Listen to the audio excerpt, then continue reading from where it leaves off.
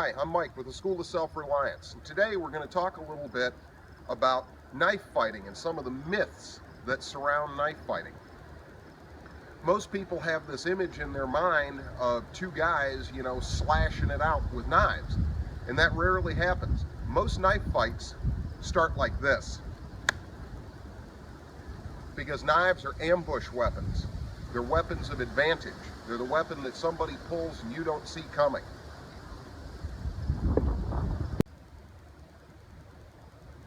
The most appropriate response to a guy with a knife attacking you is this. That's the most appropriate response. Okay, now I hear all kinds of stuff about 21 feet. That's the clearance distance. And for the most part, that's true. 21 feet is about the distance that it will take that he can cover before you can clear your weapon and get it into action. 21 feet. So if he's 21 feet away and you go to draw, you're safe, but it's never going to happen that way. He's not going to be 21 feet away from you when he starts his attack or pulls that weapon. It's not going to go down like that. It's going to go down where he's 3 feet away from you and pulls the knife. That's how it's going to happen.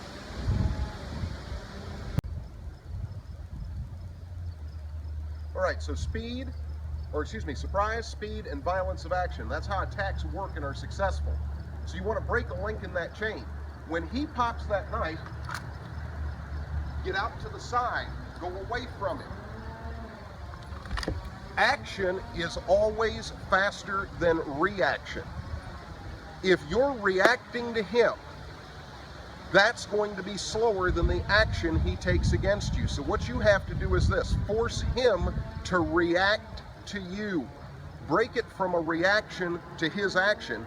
You react, forcing him to react, to redirect his attack. And that starts to break down the links in the chain.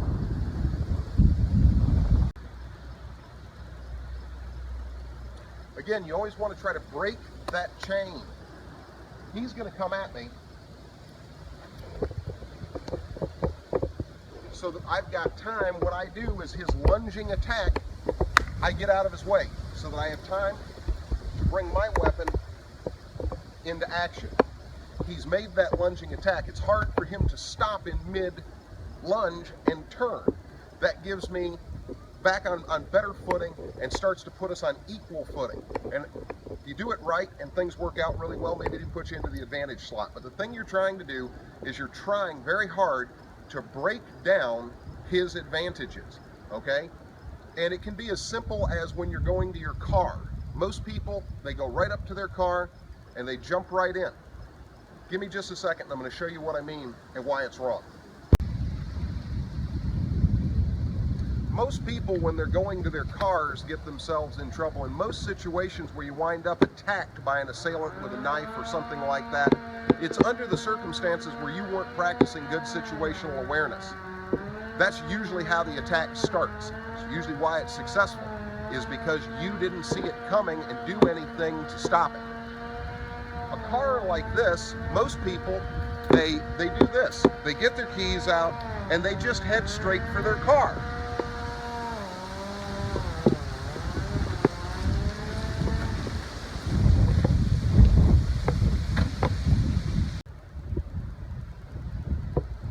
What you should be doing to avoid getting stabbed in the back or getting buffaloed into an open doorway where you can't get out on a car is the same thing that you should do in everything. Over here, we've got the ass end of our car. When we start walking out of the mall or the grocery store or wherever we're at, one of the things we need to do is this. We don't walk straight up to the car, so that we can see this side. And then his attack is broken. We're up here and ready to defend ourselves in whatever way we have to. But we've seen him coming. We had a chance, and if we have that firearm, we had a chance to deploy it. Okay? So come over, take a little look, walk towards your car, and even look in the back seat before you get in. It takes just a second. It's not paranoia, it's just safety. If you look at the possible spots where an attacker could be hiding, just take a glance. And instead of walking tight up on the car, walk 6 or 8 feet away from the car so that he's not right on you. When you go to a bathroom, at a rest stop or something like that, don't walk directly around corners. Walk away from the corner 6 or 8 feet and then turn into it. Don't just walk right up on it, because he's right there and he's got you. He's on top of you as soon as you turn the corner. Where if you're 6 or 8 or 10 feet away from the corner and you're walking around conscious of what you're doing, you see him about the same time he sees you, maybe a little before, and you have distance in between yourself and him to maybe deploy a weapon, either another knife or a firearm, or you have the ability to turn and run. But you're ready for him and you've broken one of the chains of his attack.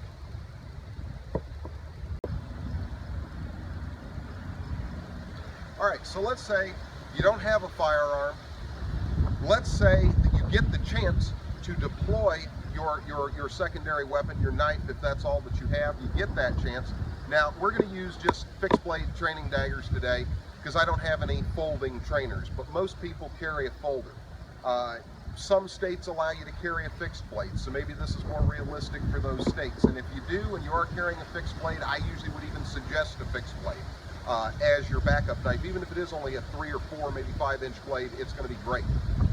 Much better than your folder.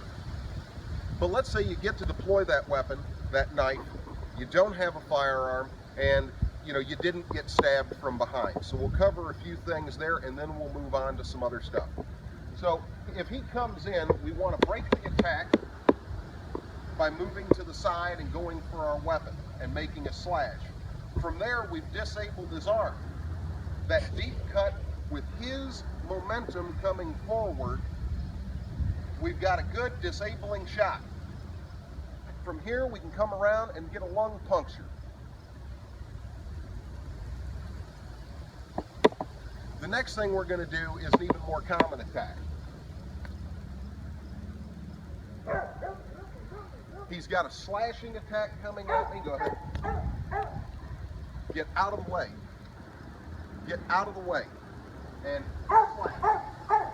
But step to the side, get out of the way, make your slash. Even if you miss, come back, get into a defensive screen with your knife.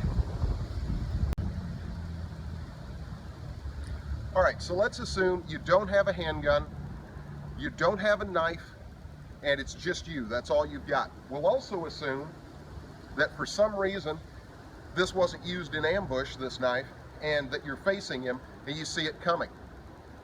Let's use the scenario that it started out as a fist fight, and maybe you rocked this guy's melon, reset his hard drive a little bit, and he starts to think, I may lose this fight. Well, a knife is an ambush weapon or an advantage weapon. So when he thinks he's going to lose the fight, he pulls the knife out. So the point is, he goes for his knife because it's an advantage weapon. Hang on, there's two schools of thought on how to defend against a knife. The school that I go to is kind of the triangle school, that both bodies are triangles pointed at each other. So when he comes in, I step out and start to go for something. If I miss, all I got to do, I slap the knife away. At least I'm reloaded for another defense, you see. So even if he comes at me and I miss, I don't get it. That's fine. At least the knife is clear. The other school of thought would have you trying to come in here, where if I miss and he pulls back, he's cut me very badly. So I like to stay out of this center range. Lots of people would have you believe that this is the better spot to be in. I'm not so convinced. I would rather push him off and get out here. As long as I stay, hang on, switch knife.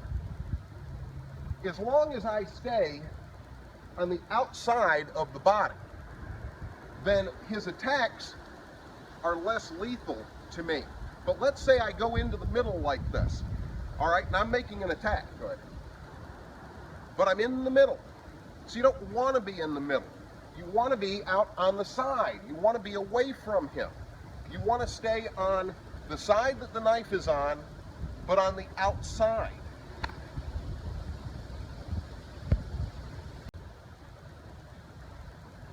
It's noteworthy to say that if you get into a knife fight or get attacked by a knife and you think you're going to defend and not get cut, that's wrong-headed to say the least. Once that knife comes out, you should just accept the fact that you're going to get cut. You're just trying to mitigate how badly you're getting cut. Maybe things work for you. Maybe they work out great, and I don't know. Maybe you're a triple, third-degree chain belt in, Kung Fu Jitsu. I don't know. But the chances are you're going to get cut. Maybe everything works out and you are super ninja. I don't know. Maybe you don't get cut. That's the best circumstance, but it isn't what you want to hope for, okay? You should expect you're probably going to get cut, and you're just trying to mitigate how badly you're going to get cut.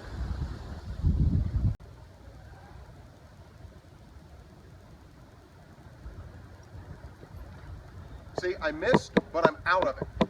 He can come back at me, but what I want to do is I want to stay on this side of the knife so that if everything works out, I can get a hold of him and control the knife. So, stab. If he does this, I can get a lock and get the knife away. Try to control the knife, sorry. No, you're fine.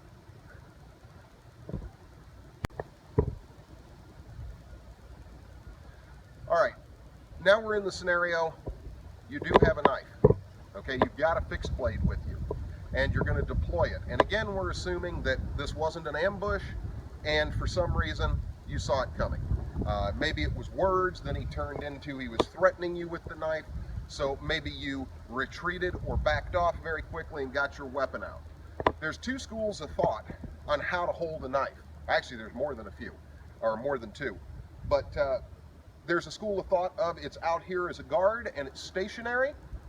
There's the school of thought of it's back here, it's defensive by nature, and you're using your hand as a guard. It depends on the circumstance, but for the most part, I actually am rather partial to this. But instead of stationary, if you keep the blade moving, the reason is you don't want him to fixate on it, grab your hand, kick your hand, or make his attacks on your hand. So get the knife moving so that we've got this, okay? He can't tell, and don't get rhythmic where you're just going back and forth so he can time it like a pendulum and get a hold of your hand.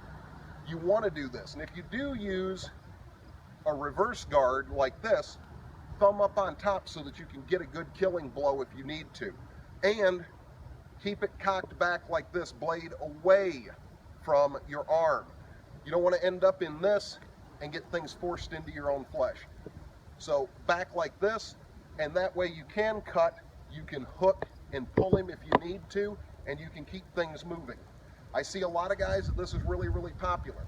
I think that this is probably better, but 6 of one, half dozen of the other. I've seen guys win in sparring tournaments and in knife fights and stuff like this, and I've seen them win like this, so either one has its merits.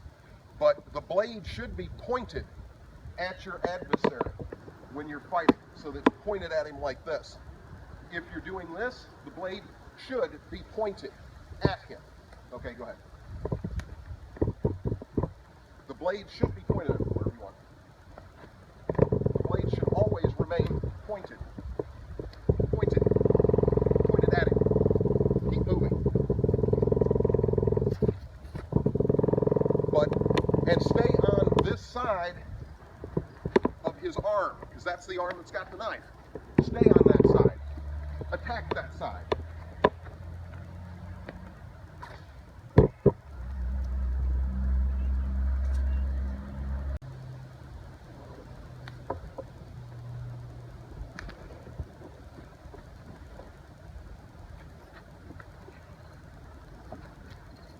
Go ahead.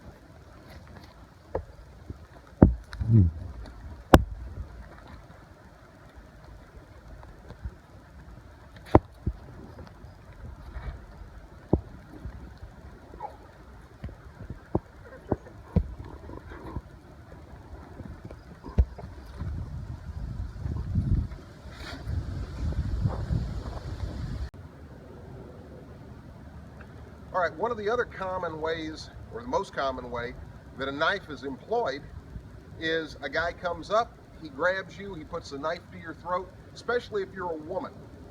Knife to the throat, they're going to order you to do what they want you to do. Again, a weapon of ambush. The best way to avoid being taken from behind is to keep your head on a swivel. When you're walking in danger areas and things like that, like going to your car, walking around in the mall parking lot, out at the Walmart, you know, whatever store you go to that has big parking lots at night, things like that, one of the best things you can do is every once in a while glance over your shoulders. Look behind you. Don't just keep your head focused here, and if you do, the sun like this casts shadows. I have a shadow here. An attacker coming up from behind is going to cast a shadow. Be observant of your circumstances so that hopefully you can try to avoid it and you'll see him coming and be able to defend yourself that way. If not, then you might wind up in the worst of all circumstances where, you know, you've got a knife to your throat, he's holding you, he's telling you what he wants you to do. First off, if they've got the knife to your throat, they've used a weapon for an intimidation factor. They're taking you hostage because they want something from you. That doesn't suggest that they're a mad dog killer who wants you dead at that moment. So keep that in your mind to calm you down. Getting scared and all nervous about this is going to be the thing that gets you killed the fastest. You might have to be compliant for a minute. You might have to be.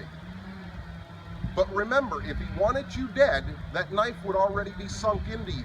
Doesn't mean he won't kill you. He may still very well kill you, but he wanted something. Then he needs your cooperation to get it. So the chances of him killing you instantly are very slim. Anyway, I'll show you how it should work. Okay, we've got a guy, he's got us, he wants us to do what he wants, okay? So the first thing that we do is we start talking to him. You talk, get his mind off of his attack. He's telling you that he wants, you know, to be taken to the car. He wants your car. He wants to get into your car. You start talking to him. Talk to this guy. Get his mind off of this blade at your throat and make it sound like you're going to do what he needs you to do. Then you're going to want, if you're going to do this, it has to be fast. You're going to have to, at a point that you determine that it's safe enough, you're going to have to scoop in and break out of here. You're going to have to do it. Go ahead and grab your knife and do this one. You're going to have to get it, and it's going to have to be fast. You're going to have to get whatever distance you can out of this knife. Go ahead and grab it here. The knife distance, you're going to have to clear this blade out from away from your throat. Now, you can always do the martial arts thing and stomp his foot, but you have to get this knife forward of your throat. It has to be out here. Then you can start your stomping attack once you get a hold of this, okay? But the best thing that you could do is, one, clear it, get it out of here. I don't care if he slices my arm, it's better than my throat. If he's back here and you got to get this, drop your body weight, keep a hold of this knife, get your hand in between the knife and your throat. Get him off balance however you can, and it's going to have to be done quickly to break that knife attack. And then you're going to have to get out of it the best way that you can. I can sit and show you 100 different things that I would do. It doesn't mean it's going to work that way in that moment. Also, with the knife to your throat, there is a good chance you may slice yourself, freeing yourself from the knife. If you do, you're just going to bleed. Try not to get the carotid artery, obviously, but you're trying to pull it away, get it away from you. Another thing that you can do is we've got the knife deep in us, we're talking. I'm trying to tell him, you know, that I'm going to cooperate in any way. This will probably cause him to loosen his grip just a little bit. When he does that and he's starting to get relaxed, you've given him a second, do this and start to pick his ass up. The other thing that you can do is we're in this, okay? We're talking to him. We get to that relaxed grip stage where he's a little bit more relaxed, but he's still, he's still forceful with you, okay? And you've done this. Dude, I'm going to cooperate in any fashion that I can. I'm going to do anything that you want. And don't grab his arm. If he's got a hoodie on, like this, get a fistful of that hoodie to control that hand with. Stab, stab, cut that hand to defang the cobra. But work that knife out by deception. If it's a firearm, fine. If you've got a firearm that you can free and put one into his pelvic girdle, great. So we've got this, but remember, whenever you go to break this, you want to talk to him, you want to keep him, unaware of what you're doing. You want to go ahead, if you can, get your weapon out, concealed into battery, tell him you do anything that he wants. You got that arm, get a hold of it, keep it.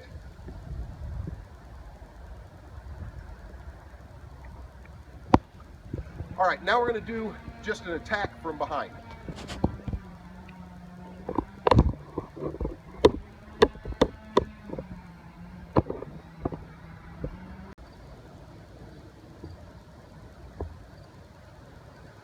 Before we go to the straight up attack from behind, the stabbing, when you do got that knife at your throat, when you've got somebody who's right there, death is imminent type thing, the talking, don't forget the talking.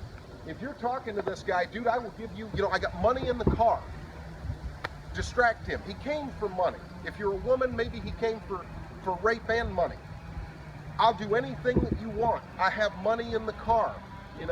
This, that, whatever you can think of to distract him and cause him not to cut your throat. Talk to him about it. And while he's doing that, he's got you, you're talking, man, I got money in the car, brother. I'll do anything that you ask. I mean, seriously, dude, I don't want any trouble from you.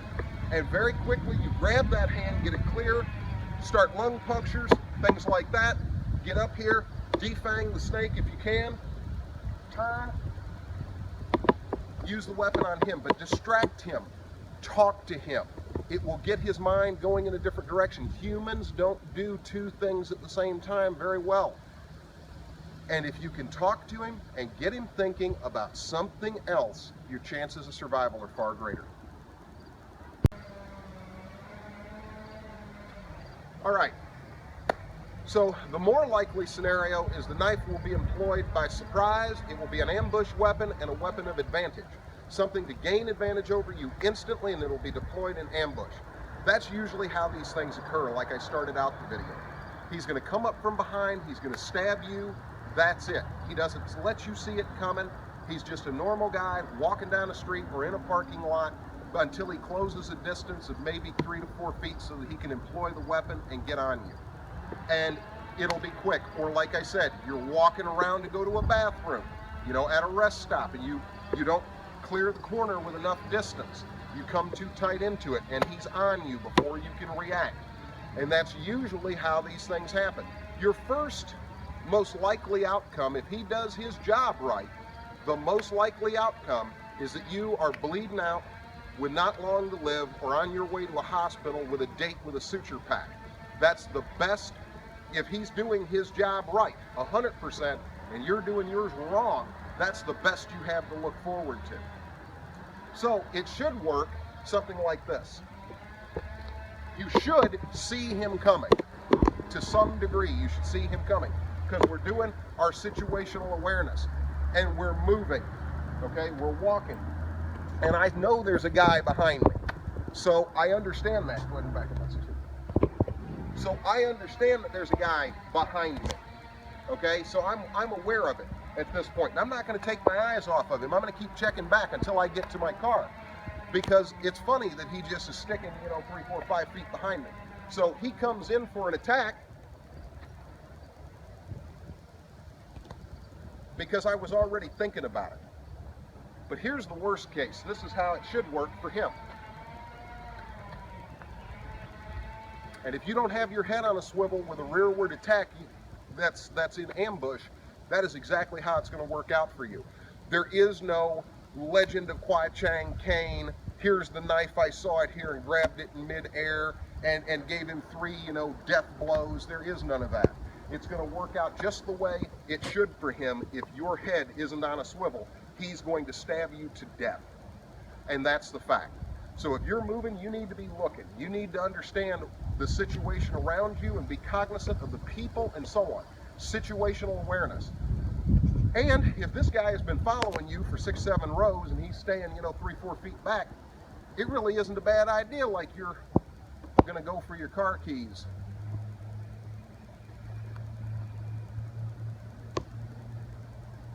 Go ahead and have that weapon. If it's a folder or whatever, we cup our weapons like this so that they're not seen, because we want it to be as much as an ambush weapon for him, as much of an ambush weapon for us as it is for him. So we want to have that weapon already out and deployed. And ideally, just a second,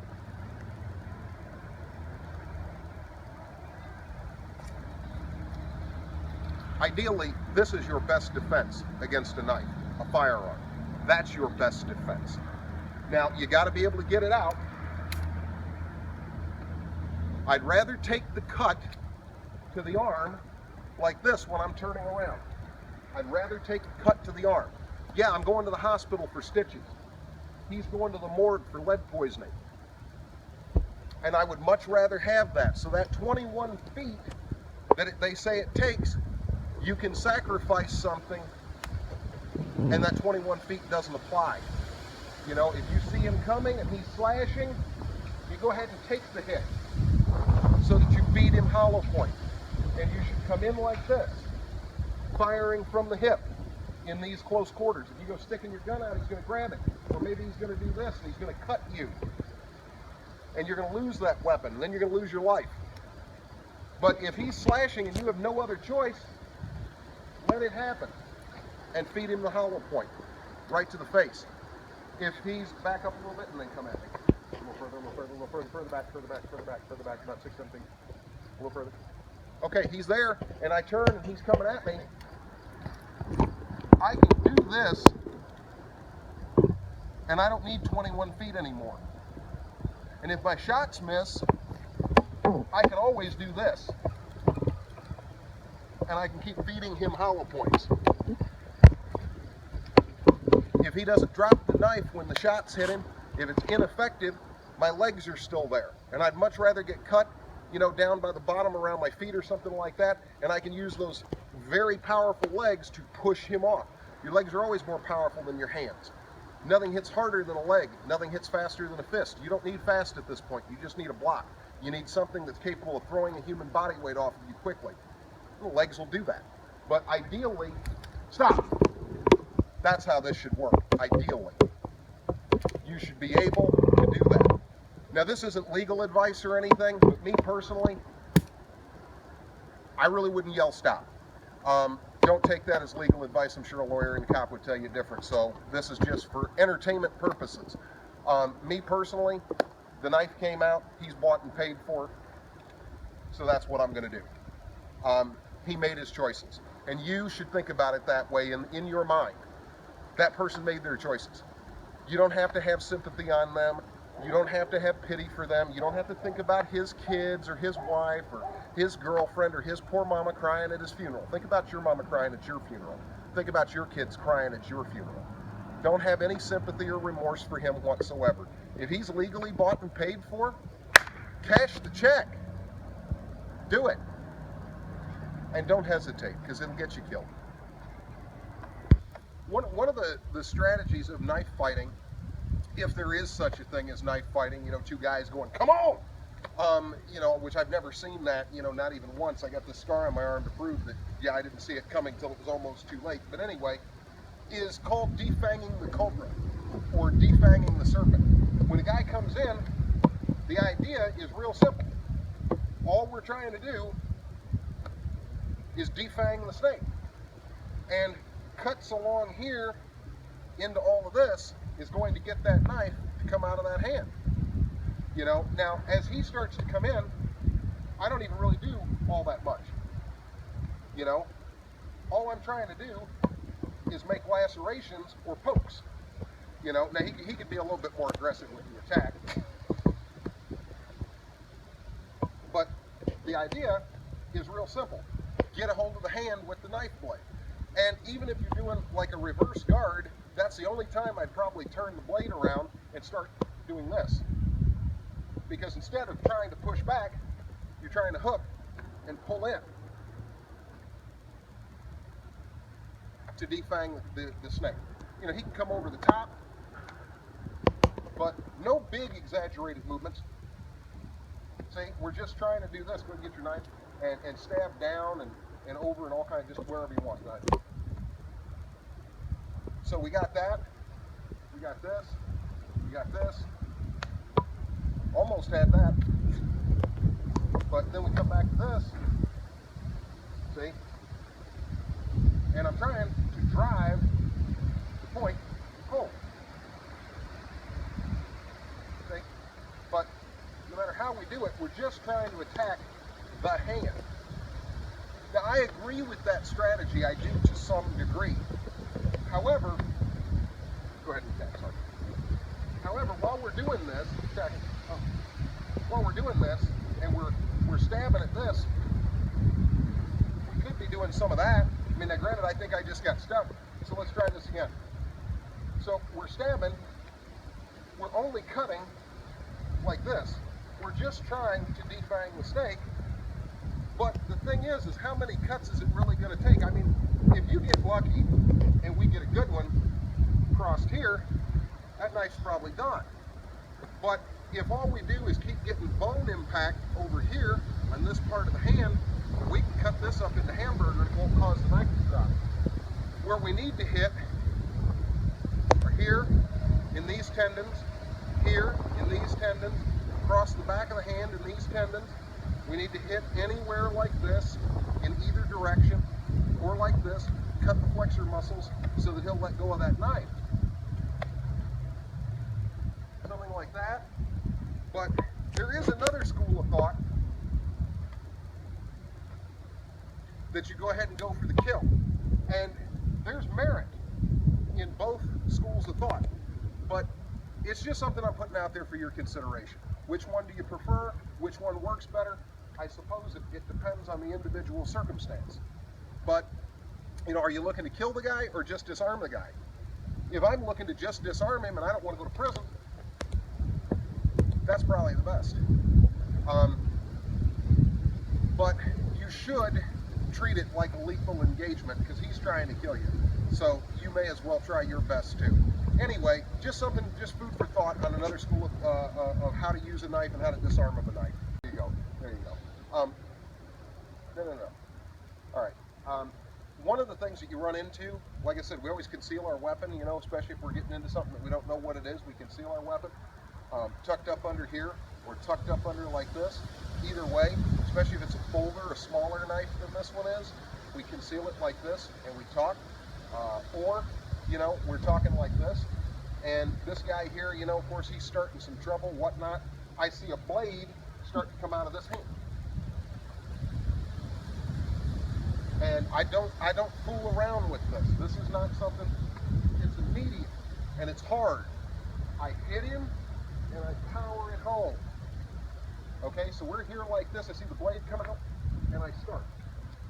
And I don't hesitate. I just whack and it's there. And we're aiming for the side of the neck so that we cut deep into the muscle and then pull it across the carotid hard. Okay? Now, unfortunately, you know, I do have to just tell you I'm sorry about this. But okay. Well, go ahead, kung fu me or, you know, dice me up like a line of coke. It's cool, no, it's all right. But so I see the blade come out. Now, how did that feel? I feel like I want to take a walk, maybe a cup of coffee, a cold shower, you know. Did it stun you? Yes, if it was a real knife, I would most certainly be dead. But and that's one of those things, you know, just further to think about, that we're sitting here, we're in this circumstance, I see that weapon come out, bang, I don't hesitate. And I'm not aiming for this part of the blade, I'm aiming for this. Good power swing. If you do this right and you're quick, bang, even though his hands come up, it's going to be very difficult for him to block that shot.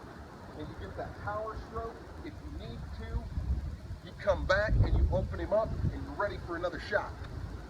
But while you're talking, while these things are going on, go ahead. As soon as you see that weapon come out, you attack. All right, here's one more little before we go kind of comment.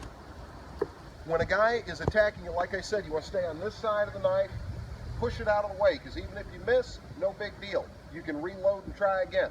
But if you do get good contact, quick, you want to come in like this and wrap up so that you've captured the elbow, so that we've got compliance however we need to get it. And if you can't defeat him, even if you do get hit from over here, apply more body weight. You'll stop, trust me, he'll stop hitting you. And you can get him all the way down to the ground and hold him there. And remember, whatever side's down, come over from there, this side of the knife. Go. So we miss, we grab again. But go ahead. You can lunge in and get a hold of this side of his body even if you miss. Because he's extended, he's off balance, you can get in there. You can reconnect with this knife. But even if you're unsuccessful, we pushed him away, but we can get in here and take him off balance. So that's why we always stay on this side of the knife, okay? And it works on any attack, okay? Any attack. We just come over here and slap it away. Slap it away. Because then we can come back in and get a hold of it. That also works too sometimes, when they're not expecting it. So, see, and then we can go in and we can control the knife and we can control the person. But get the knife away from you and stay on this side of it. If it doesn't work with your dominant hand, use your non-dominant hand. But be flexible and stay on this side. If this is the hand he's got it in, this is your side. If he's got it in the other hand, this is your side. There's a lot of people, again, that'll talk about staying in here. I don't agree with it. I want to live to see tomorrow. So that's my last word on that. Anyway, I'm Mike from the School of Self-Reliance. If you like what we do, like us on Facebook, watch our videos, share our videos. Thanks for watching.